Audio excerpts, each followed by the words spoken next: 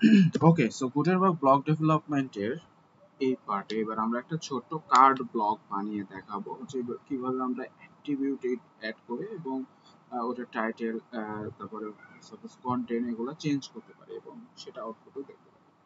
সেটার জন্য block editor হ্যান্ডবুকে আমরা ফার্স্টে যেটা দেখিয়েছি যে ব্লক ডেভেলপমেন্ট, এই যে এখানে সুন্দর করে দিয়ে দিয়েছে টিউটোরিয়াল। আপনারা এই হ্যান্ডবুকে এসে জাস্ট এভাবে ইনস্টল করে নেবেন। আমি অলরেডি করে নিয়েছি। এখানে একটা কমেন্ট আছে, এই যে npx wordpress create block then latest and এখানে ফোল্ডারের নাম। সো এইভাবে আমি জাস্ট অ্যাড করে নিয়েছি এবং আমার কোড এডিটরের মধ্যে যদি আমি ওপেন করি তাহলে এই যে ব্লক ডেভ, এটা হচ্ছে আমার নেমটা।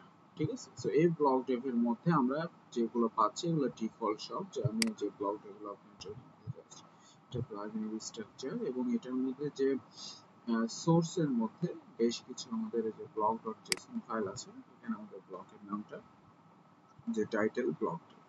সো এখন যদি আমরা এখানে প্লাগইনস এর মধ্যে যাই, আমরা অলরেডি এটাকে অ্যাক্টিভ করেছি এবং এটাকে এখন যদি পেজের মধ্যে আমরা যাই, সাপোজ নিউ পেজ,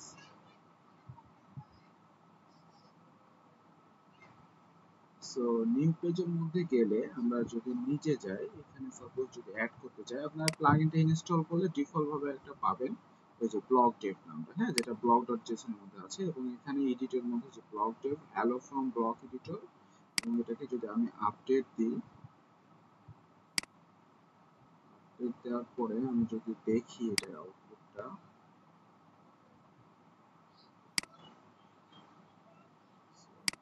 লিংক হচ্ছে।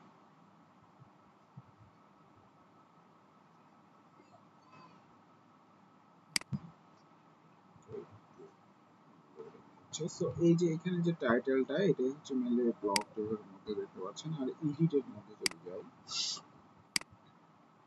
সো এডিটের মধ্যে গেলে একটু নিচে আসার পর এই যে block Dave hello from the editor, এইটাই আমাদের দেখাচ্ছে। আর সেভের মধ্যে গেলে এটা আমাদের সেভ মানে কন্টেন্টের মধ্যে দেখাবে।